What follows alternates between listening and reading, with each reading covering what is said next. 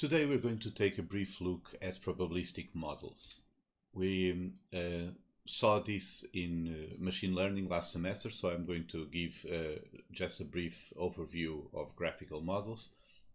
But then we're going to look at this more in a more practical perspective. So I'm going to talk about sampling, one method, Gibbs sampling, for sampling from the distributions that the graphical models represent, and we'll focus on a particular type of model, the restricted Boltzmann machine, and we're going to see how to implement it and train it. But I'm going to start by a brief review of graphical models, and these are models that we create to represent the probabilities and how the different variables are related. So remember that when we are training discriminative models, for example, a classifier, typically what we are concerned with is with the probability of some target variables, something that we want to predict, for example, conditioned on what we input into the model, so the features. And once we learn how to predict those outputs from the inputs, that is, we know the probability distribution of what we want to predict as a function of the features that we have, then we have a model that does what we want, which is basically try to predict something. But if we have this, so if we have this conditional probability, we cannot use that model to generate new examples easily, because we don't know what kind of features we would have, or the distribution of the features themselves. If we want to generate examples, we need to use a generative model, which is basically a model that learns the joint distribution, both of what we want to observe in the output and the features that we have to put in. And this is a more generic model. It may not be in the context of prediction, it may be in unsupervised learning or something like that. But we need to be able to sample from all the variables in order to generate new examples. We saw with variational autoencoders and generative adversarial networks some ways of training models to map, for example, from known distributions into the target that we want, in the case of generative adversarial networks, or to learn the distributions, the parameters for distributions that we need to input into the model. So basically, if we consider the decoder of the variational autoencoder, we have some probability distributions from which we can sample the feature, feed into the decoder, and then obtain the output there. With probabilistic models, we try to capture explicitly these joint distributions by specifying how the variables interact. So graphical models are a practical way of representing these relations because we cannot just store all possible combinations in a realistic problem. That would not be feasible. For example, suppose we have n variables and each can only have k values. Then if we were to put on a table the probabilities of all the states in this model, we would need k raised to n entries on the table, because these would be all the combinations that we have. This not only would require a lot of storage in a moderately sized problem, but it would also be very difficult to fill in that table if we need to sample from observable data what would be the distributions or something that would inform us how to compute those parameters. So with the graphical model, we can specify which variables are related to which variables and how they are related, and this allows us to narrow down the possibilities and to simplify these computations and the parameters of the model.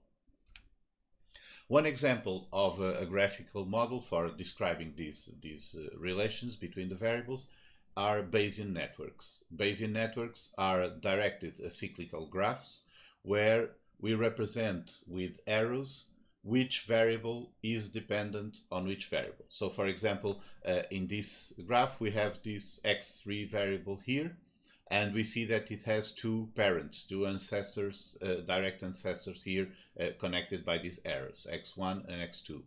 So we know that the probability distribution of x3 will depend on the values that x1 and x2 have. And this is what the graph is representing in this case.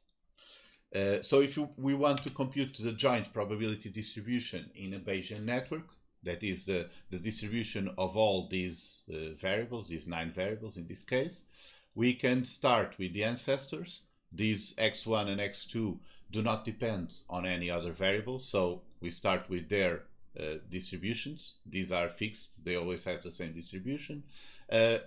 Variable 3, x3, will depend on x1 and x2, so the probability distribution of x3 is conditioned on the values of x1 and x2, then x4 is conditioned on x1, and so on. So if by multiplying all these probabilities, in the case of the ancestors they are not conditioned, all the others are conditional probabilities, we can know the probability distribution of the complete set of variables. So if we can sample from this distribution, then we can generate examples from the what is represented in this model. Typically, Bayesian networks are useful when we want to represent causal relations, for example. So this simple example, if a person, the probability of having a cardiovascular disease may depend on having a sedentary lifestyle, stress, and smoking.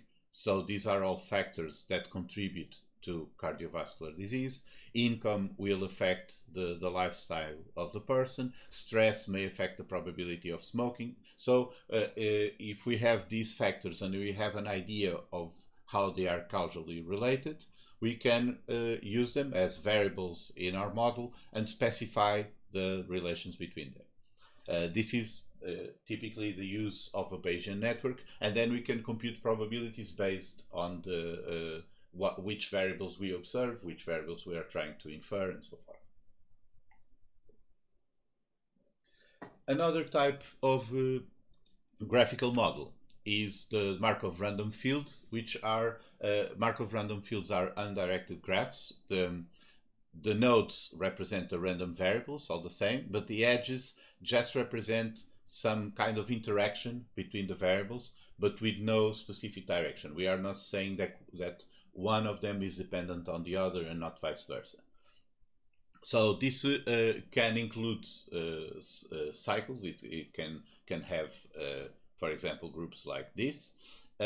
So it can represent some things that Bayesian networks cannot represent, but these edges do not specify that conditional dependency as we have in the Bayesian networks.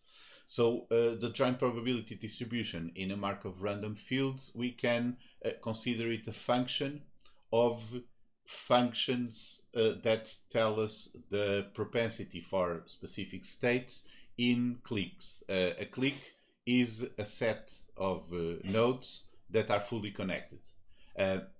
We can also consider only the maximal cliques. For example, x1 and x3 would be a clique because they are connected between them. So this set of 2 would be fully connected, but we can increase this set by adding x2 and we still have a clique. So this would be a maximal clique. We cannot increase this one because if we add x4, this is no longer a clique because x4 is not connected to x1 and x2. So this would be a maximal clique, this would be a maximal clique here, and so on. So basically, if we identify in the graph the maximal cliques and specify functions that tells us the propensity for in each clique having particular combinations of values in the variables, we can then specify the joint probability distribution. And the way we do this is we have this measure for each clique. This is not necessarily a probability because it doesn't need to be normalized. It just needs to be non-negative and giving us the propensity for that clique to be in any particular state, where the state is the combination of values of the variables in the clique.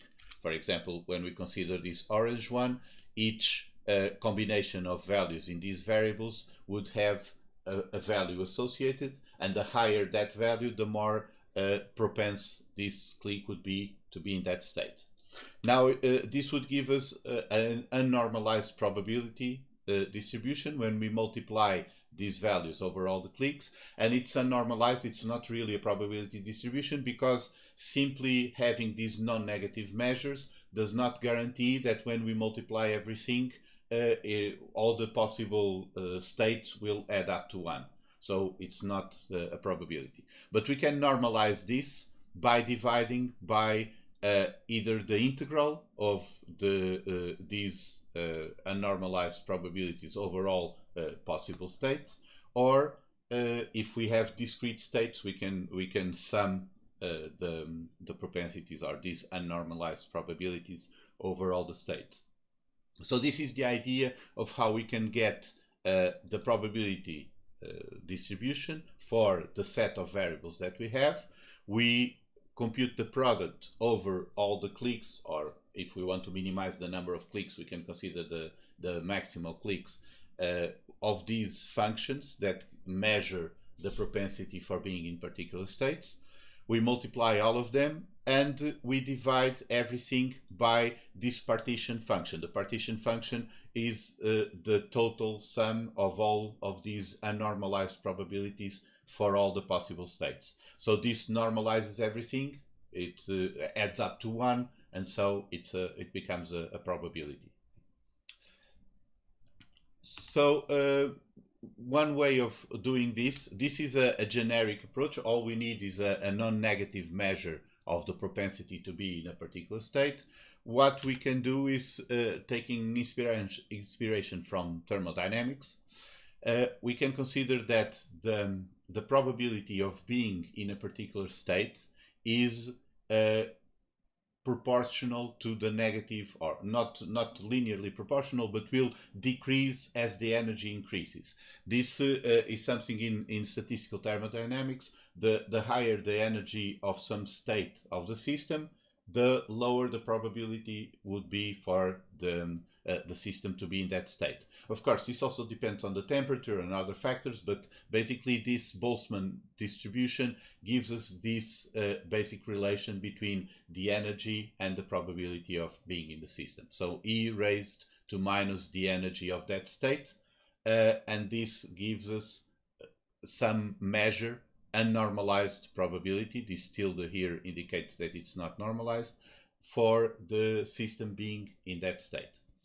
So these would be energy-based models where, inspired by the statistical thermodynamics, we use these energy measures to obtain these values that indicate how propense the system is for being in that particular state, that is, the variables adopting those values.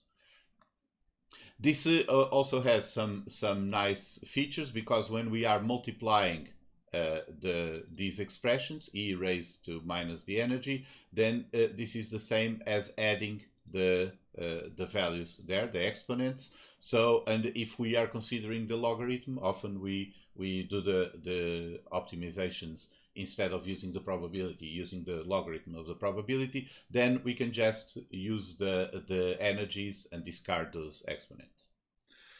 So if we have a Markov random field using these energy functions, we call it a Boltzmann machine because of this Boltzmann distribution. And by the way, the reason why this is called the partition function, so this scaling factor here to normalize, also comes from physics and from thermodynamics. The partition function is what is used to normalize these probability distributions for the states being in some, for the system being in states of different energies. Okay, so this is the idea for these energy-based models, or for Boltzmann machines in the case of Markov random fields using these energy functions. So once we have this model and we know the distributions, how can we sample examples in those distributions? So this would be one problem when we are trying to generate examples. We suppose that we have this model. we know all the probability distributions and how they are conditioned on the other variables, but now we need to sample from those. In this case, with Bayesian networks, we can sort the variables from ancestors to descendants, and now we can sample in this order. We know that the probability of this the probability distribution of this x2 does not depend on the value of any variable, so we can sample a value from that distribution. And now we do the same with x1, and then we go on to those that can have x1 and x2 as ancestors, and we can condition their probability distributions on the values that we already sampled. So now that we know what is the distribution for x3, we sample that, we sample for x4, x5, and now we can go on to the others that depend on the previous ones. Since the graph is acyclical, we can order this in a way that guarantees that every time we're going to sample one variable, we know the values of all the others on which that variable depends. So we can sample this in sequence, one variable at a time, and obtain a sample from the joint probability distribution of all of these variables. With Markov random fields, this is not possible. We cannot do it that way because the relations can be complex, can involve these cliques, can involve several variables, and we don't have a way of sampling each one individually to solve that problem. But there is one possible method, is Gibbs sampling, which takes advantage of the convergence of this iterative process, which is if we have values assigned to all the variables that are connected to one variable. For example, x1, if we know a value for x2 and x3, we can now sample from x1. We don't need the others, by the way, because the way they are related, for example, if we fix x3, if we know x3, then it doesn't matter what value x4 has with respect to x1. So x1 will not care about the value of x4 because x3 is fixed, so all the information is blocked here. So if we want to sample x1, we can figure out its probability distribution by using some initial values of x2 and x3, and then use the values of x1 and x3 to sample x2, and then use the values of x1 and x2 and x4 to sample x3, and so on, and do this iteratively. And if we keep doing this, we'll keep repeating. Eventually, this will converge to something that is equivalent to having been sampled from the real joint probability distribution of all of these variables. So this is the idea of Gibbs sampling. We start with some random values that are drawn from a different probability distribution. We don't know what the probability distributions are here, but then we keep sampling from variables or from groups of variables that we can separate into blocks, conditioned on the values of the neighbors, and we keep doing this iteratively and until we converge, or until we do a large number of iterations as we want. Okay, so now let's look specifically at the restricted Boltzmann machine. This is particularly interesting because of the properties it has. A restricted Boltzmann machine is a Boltzmann machine that is a Markov random field that uses that energy measure for the propensity of being in particular states and the Boltzmann distribution to get the unnormalized probability distribution, but with an additional property. The graph is bipartite. That is, you can divide the nodes into two subsets in a way that all the connections are between the subsets and not inside the subsets. So, and in a restricted Boltzmann machine, one of the set of variables is called the hidden layer, the hidden variables. These are not directly observed in the data, and the other set is called the visible layer, which corresponds to something that we can observe, for example, in our data. So this is the restricted Boltzmann machine. We have this separation in that the dependencies are all between the hidden variables and the visible variables. There are no dependencies between visible variables and no dependencies between hidden variables. And we are using this energy measure for the propensity of being in particular states. This is important because even though a restricted Boltzmann machine is not a deep model, they serve as pieces to build deeper models. For example, deep belief networks have several layers of these hidden variables in undirected connections, and then they have these directed edges to the visible variables. Deep Boltzmann machines are like the restricted Boltzmann machine, but have multiple layers. I'm not going to explain how to train these. You can see that in the book, but we don't have time to cover everything. What I'm going to do is to focus on the restricted Boltzmann machine, which is, even though it's a shallow model, it's just these hidden variables and the visible variables, it then serves as a piece in building those deeper models. So we're going to look at how to train, implement this, and look at this in more detail. So for a restricted Boltzmann machine, we have the probability of some state, so the visible variables being in some particular set of values, some vector, the same for the hidden variables, will be e raised to minus the energy of that state, and normalized by the partition function. And the partition function will be the sum of E minus the energy of all possible states the machine can have. The energy function is given by this formula, where we have, so we can represent this like this or with the matrix notation, but basically we have these bias values for the visible variables, the B vector, the bias for the hidden variables, the C vector, and then we have a weight matrix that will relate the visible values with the hidden values. So typically in a restricted Boltzmann machine, these are fully connected. So each hidden variable is connected to all the visible variables and vice versa. But it's possible to do this differently. So this matrix could be sparse. You could have more restrictions in the connections, but we will consider this more general case where everything is connected. So we have here the function for the energy. This is the same formula, only over here I'm representing in matrix notation, and over here by considering the individual values of the vectors and the matrix. But it's the same thing. We need a vector of biases for the visible variables, a vector of biases for the hidden variables, and a matrix that relates the visible and hidden variables.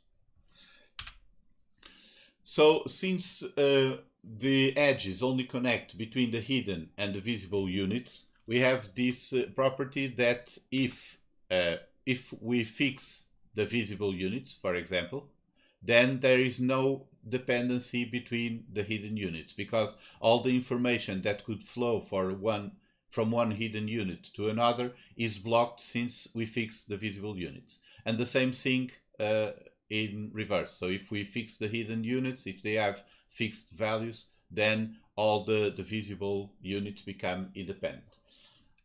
So we can separate the probability distributions into two blocks. We have the distribution of all the hidden units, or the probability of a state of all the hidden units will depend on what the visible units are, and the probability of a state of the visible units will depend on what values the hidden units have.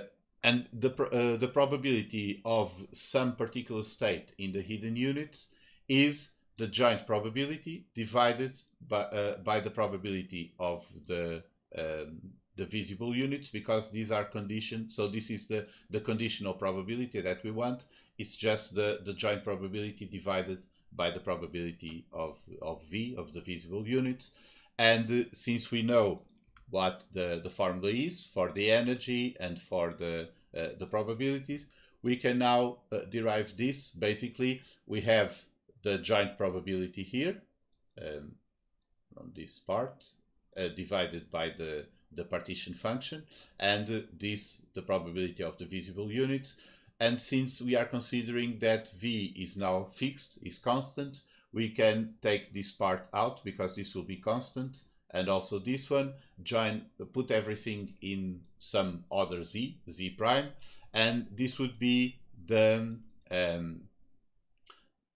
expression for the conditional probability of the hidden units given the visible unit. So we just multiply for all the hidden units the e raised to the minus energy function here, and then we divide by this normalizing constant that now also includes the probability of v and so on. If we consider a simple restricted Boltzmann machine where the variables are binary, that is, each visible unit and each hidden unit can only have values of 0 or 1, we can compute the probability for any hidden unit of being 1 conditioned on the particular state of the visible unit. We have this expression here, so this would be the unnormalized probability of being 1 divided by all the possibilities, which is being 0 or being 1 for that particular unit. So if we divide by the different possibilities, we normalize and we get the probability. We know the expressions for this, for the unnormalized probability distribution here. If we consider the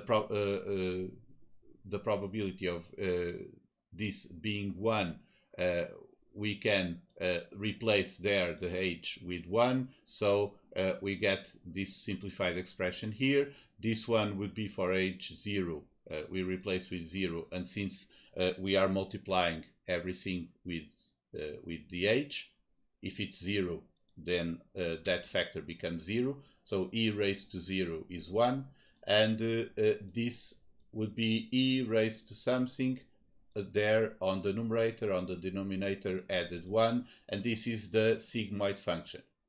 So we can write it this way. The probability of one hidden variable being 1 conditioned on the visible variables will be the sigmoid function applied to the bias for that particular hidden variable plus the values of the visible units of the visible variables multiplied by that weight matrix for this particular hidden variable. So for the j index there, considering all the visible variables. So intuitively what we have is we can determine the probability of one of these variables being 1 by considering its bias, the weights connected to all the visible variables multiplied by the states of the visible variables, and then we apply the sigmoid, and this gives us the probability of this one being 1. This from the energy expression that we have and the properties of this particular random field. So the same thing happens for v. So we can compute these. We can write the expressions like this. So we are applying the sigmoid to 2 times the value of the variable minus 1. This is just so that if the variable is 1, this expression is 1. If the variable is 0, this expression is minus 1. Because this is the probability of being 1. And if we want 0, we want 1 minus the probability of being 1. So we just change the sign inside the sigmoid function. This is the element multiplication. So this would be a vector for all the hidden variables. It would have 1 or minus 1 depending on the variable being set to 1 or 0. And then we are going to multiply for this for the particular variable, and we have the product of all these sigmoids will give us the probability of a particular combination of values in the hidden variables. And the same thing for v. So if you do the derivation for the visible, the observable variables, you get the same thing, except that now the expression here is a bit different because you don't use the transpose of the matrix, and you have the different bias, but it's the same kind of expression. So basically, we can compute the probability of a particular combination of values of the hidden variables if we know the observable variables, the visible ones, and vice versa. We can compute the probabilities of the visible variables if we know the hidden ones. Okay, so how can we use this to train the restricted Boltzmann machine? In general, for a Markov random field, we can consider that we have some parameters. Theta will be a set of parameters that determine those unnormalized probability functions that we create, and the probability of the whole set of variables, I'm calling it X without any distinction, in a generic Markov random field, being in some particular configuration, or in this case, the probability distribution for these variables would be a function of these parameters, and it would be the unnormalized probability distribution given by the product of all those parameterized functions over all the cliques, divided by the partition function that is also a function of those parameters, because it's the sum of the product of the probabilities of all the possible states.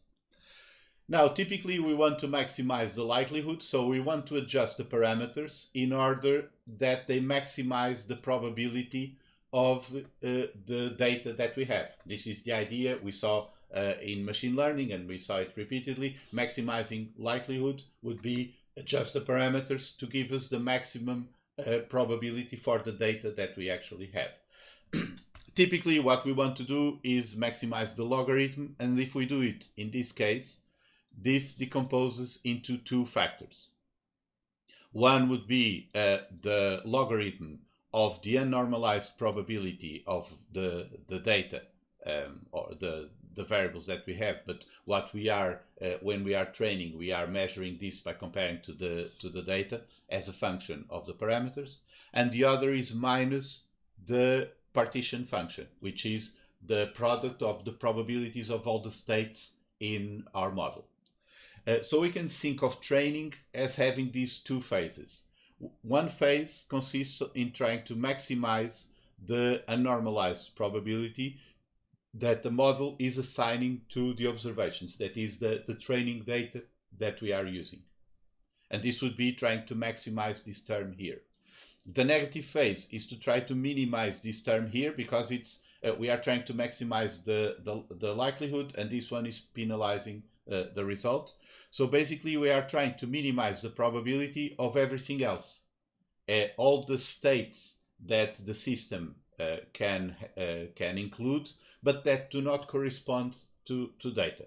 This is what's called sometimes in the literature the hallucinations of the system. So the system is allowing for large probability of things that never occur in the data, and we want to minimize those. So there is even a speculation, although it has no basis in biology whatsoever, that this would be something like what we do. When we are awake, we are trying to train our brain to maximize the probability of what we are actually observing. So we are learning things, and we are modeling what we observe by adjusting our brain to maximize the probability of the observation. And then when we are sleeping and dreaming, we are running through possible scenarios and trying to minimize those kinds of dreams and hallucinations by going through sampling all the possible states our brain can generate and discarding those as less likely. Of course, this is a nice idea, but there is really no reason to believe that it's actually what's going on in the brain. But it's a good analogy to think of these two different phases. So this gives us the algorithm for training the restricted Boltzmann machine, the contrastive divergence algorithm. We start with a sample of the visible the states of the visible variables, because these correspond to the data that we have, the training data, and we use that to compute the probabilities, the probability of each of the hidden variable to be in a particular state. From those probabilities, we can obtain a sample of the values of the hidden variables. Now we have values for the visible variables, values for the hidden variables, and we can use the outer product of the two as an indication of how we need to change the weight matrix in order to maximize the probability of having this particular set of values in the visible variables when the hidden state is in this particular combination of values. So this would be the positive gradient, the contribution for maximizing the probability of the visible variables, that is the observations. So it corresponds to trying to increase, changing the weight matrix to try to increase this term here. Then we need to work on the other part. So adjusting things in order to minimize the dreams, the hallucinations of our models. So we need to sample states from the probability distribution of our model, both the visible and hidden states. This is not trivial to do, but we can do it with Gibbs sampling. We can start with this visible state. We already obtained a sample from for the hidden state, but now we can repeat this ping pong between the two, obtaining new states until we reach convergence. And when we reach a convergence there, this is like sampling from the actual probability distribution of our model. So basically what we are getting here is a sample of all the possible states the model can fall into. We don't need many iterations for Gibbs sampling in this case, because since we are starting with a sample from the actual data that we have, and since we are training the model and the model should be converging into something that makes the data probable, with a high probability, then this initial sample of V should already be very close to being sampled from the actual distribution of the model. So with a few iterations, we can get something that works well. The authors recommend something between 1 and 20 iterations.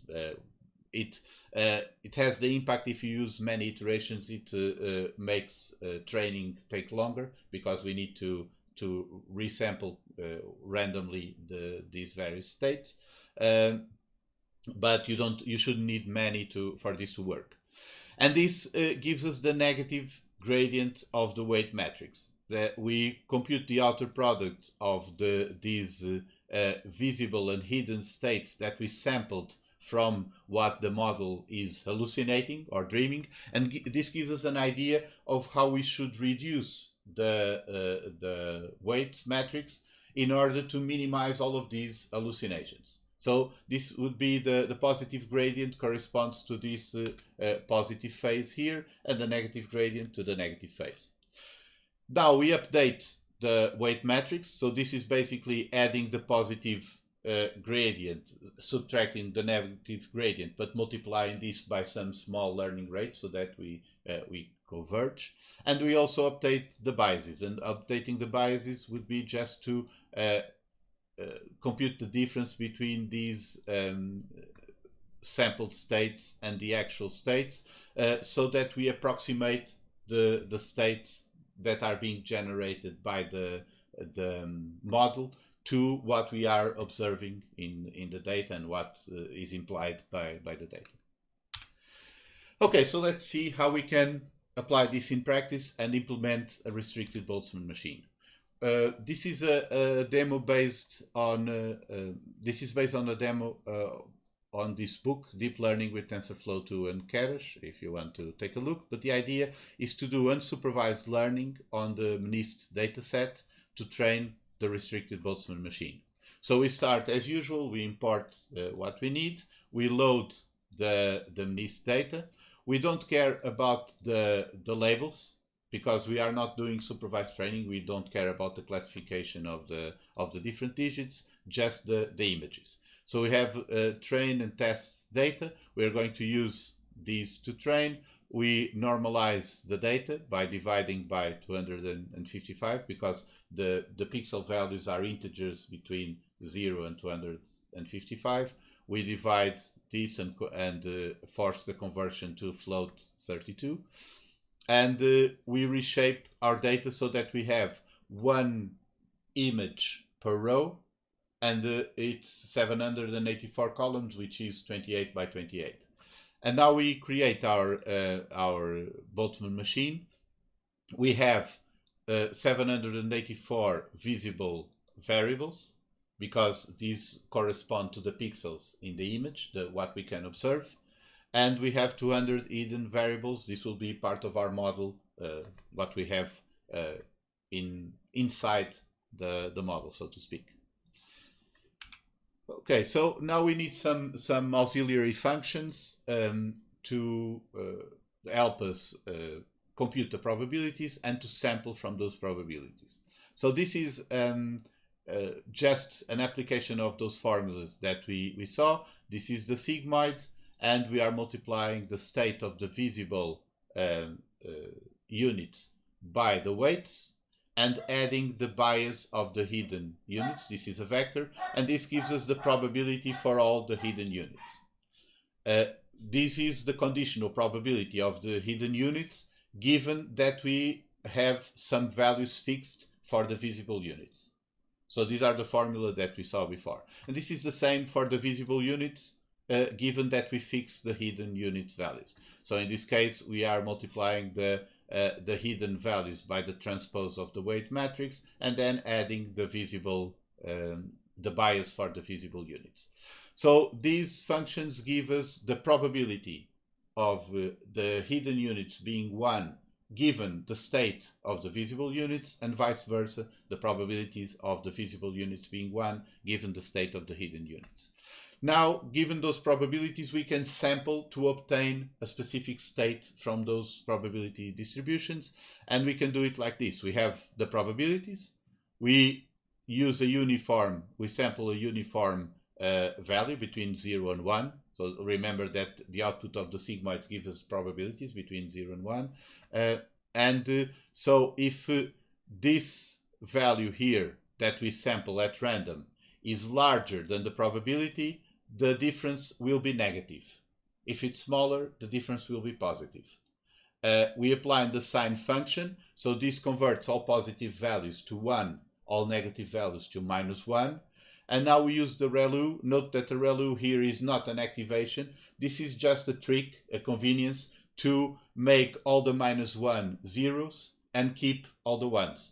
Remember that the rectified linear unit is x when x is greater than 0, but is 0 if x is smaller than 0. So basically we are using the sign to convert all of these into 1s and -1s depending on whether the roll of the dice came below the probability, and then we use ReLU just to cut off the negative and retain only the 0 and the 1s. So these are the functions that allow us to compute the probabilities and to sample states from those sets of variables. Now we can create a function for Gibbs sampling, which basically starts by computing the probability given the observable. So we have a batch of examples here. We use those as the values for the visible layer, for the visible variables. And now we compute the probabilities of the hidden variables given those values in our batch of observations.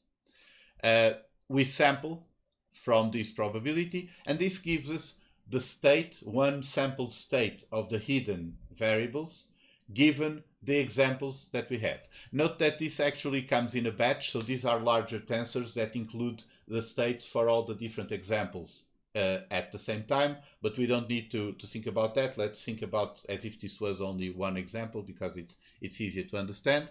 And we keep the original hidden state here because we're going to need that to update for the positive step. So this is the first step where we present the data, we compute or we sample, we compute the probabilities of the hidden layer, and we sample from the hidden layer. And now we do the Gibbs sampling by using these states, the hidden states, to compute the probability of the visible states. Then we sample the visible states, and we use the new visible states to compute the probability of the new probability for the hidden states. We sample it, and we keep jumping from one to the other here for k iterations. So this is Gibbs sampling that will eventually converge to something that corresponds to sampling from the actual distribution that our model represents. Now we return these hidden and visible states at the end of the loop for the Gibbs sampling, and we also return the original one because we're going to need that for training here. So this is the training loop.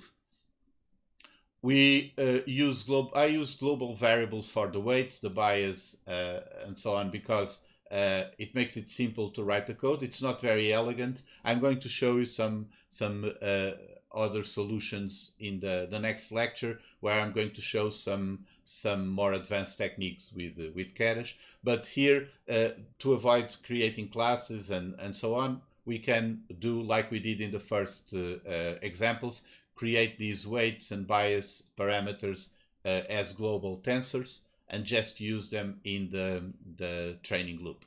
So basically the training loop consists in, for each epoch, we're going to go through the different batches.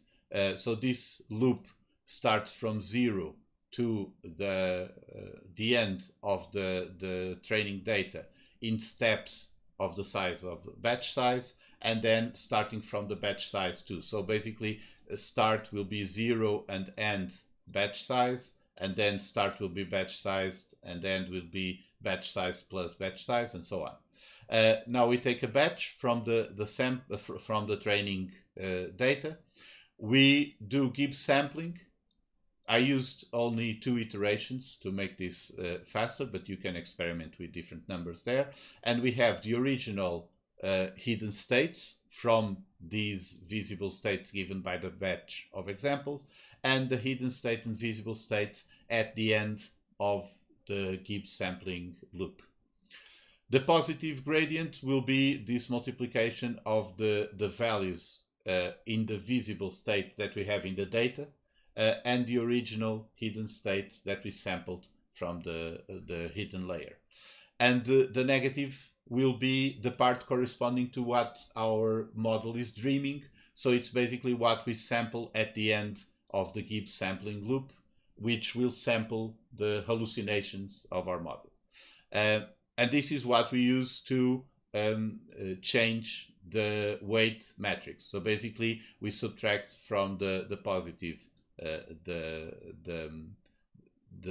gradient. These are some scaling factors here, so this does not diverge. So basically, this is the size that we have on our batch, because otherwise we would be adding this gradient for all the examples in our batch instead of averaging the gradient for all the examples in our batch. So basically we divide this by the batch size, we multiply by the learning rate, and this is what we use to adjust the matrix of weights that relates the hidden variables to the visible ones, the observable ones. And now we also adjust the bias by looking at the difference between the actual values and what was generated by the model with Gibbs sampling, and the first sample of the hidden values obtained given the examples, and what the model is generating at random when we do the Gibbs sampling. Okay, so this is training, and now we can create the model. We are going to create these global tensors with the weights. The weights are a matrix that has as many rows as the visible layer and as many columns as the hidden layer.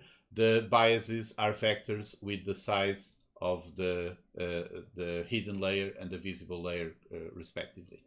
Then we train. I trained for 50 epochs here, and after training, we can also use we can create this function to reconstruct an image by giving us not a sample, a discrete sample 0, 1 from the states, but actually giving us the probability, so we have an average of what the samples would be.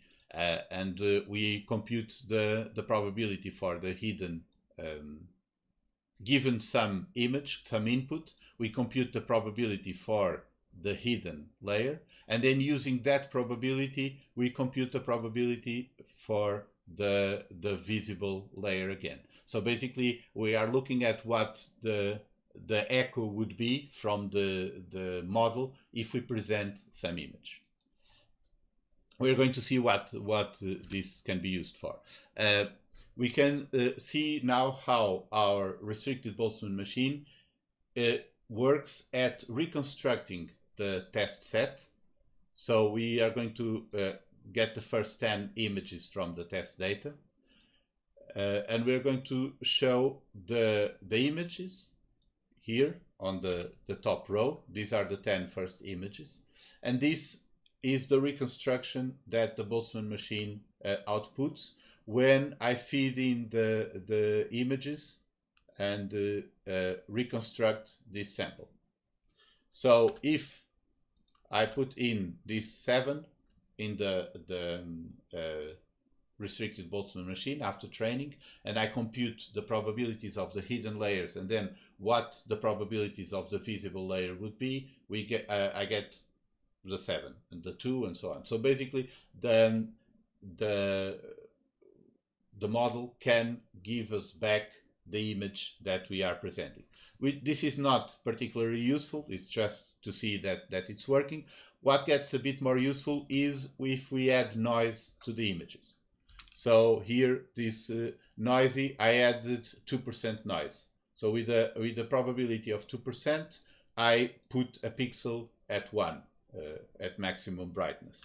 So these are the example of the noisy images that I'm sending into the model, and then the model reconstructs the image without noise, because the way it learned the probability distributions of our data, it knows that it's very unlikely to have these pixels loose here. So even if I present this on the visible units and then compute the probabilities of the hidden layer and go back to the visible layer, all of these pixels disappeared because they have a very low probability in the model. So this is one application of this kind of models, restricted Boltzmann machine. You can use them to denoise data, to fill in missing values and so on, because the model is trained on the probability distribution of the data and the relations between these variables that best represent the data. So anything that is different from what the data usually is, we can correct and reconstruct the data how it should be. Another thing that we can do is to generate data by sampling from the hallucinations in our model. So I'm going to use Gibbs sampling because it's simple to implement and to understand. This is not a good method for this. If you want to take a look at this paper, there are better methods for doing this, and they also have examples with MNIST. But I'm just going to start with some random image, and then I'm going to do some iterations of Gibbs sampling. So I'm going to do 1 iteration, 10, 100, 1000, and so on. And we're going to see how this looks like. So this is the input, some random data. This is after 1 iteration. I present this input, generate the hidden states, generate back the visible states. After 10 iterations on the second row, then after 100, you can see that they start looking like numbers. So it's converging to what the model usually represents. But then there is this problem. It tends to converge to the same kind of state. So you see everything ends up being 2, more or less close to 2. And this happens even if we, instead of starting from a random image, we start from actual images in the test set. So as we do several iterations of of Gibbs sampling, 1, 10, 100, 1000, things start approximating 2s. So after 10,000, most of them are already similar to 2. So this is, it gives us a good way of finding a sample from the distribution that the model has. So it's going to give us things that the model prefers, but it tends to fall into the same kind of dominant modes and may not be very good for generating examples. But there are other more sophisticated algorithms for this, and if you are interested in these kinds of things, you can look at the paper. In any case, this lecture is only to show you the basics of restricted Boltzmann machines, because then they can serve as pieces of deeper models. And in fact, this already works pretty well for denoising, even though it's just a layer of 200 hidden variables that are connected to the inputs. So if you imagine extending this to deeper models, you can get some interesting results. Okay, so to sum up this part, we covered graphical models, just a brief review. We looked mostly at restricted Boltzmann machine, one method for sampling, Gibbs sampling, and contrastive divergence for the training of these kind of models. I recommend that you read these chapters and sections of the book. They go into more detail than I cover here, because this is only one lecture for a brief introduction to this theme. If you want, you can read the full chapters there, because they cover related topics. But basically, this is to help you understand what we covered here. And if you want, you can take a look at that paper for better sampling algorithms. Okay, so let's take a short break. We continue at 5 minutes past 10 for the second part. See you soon.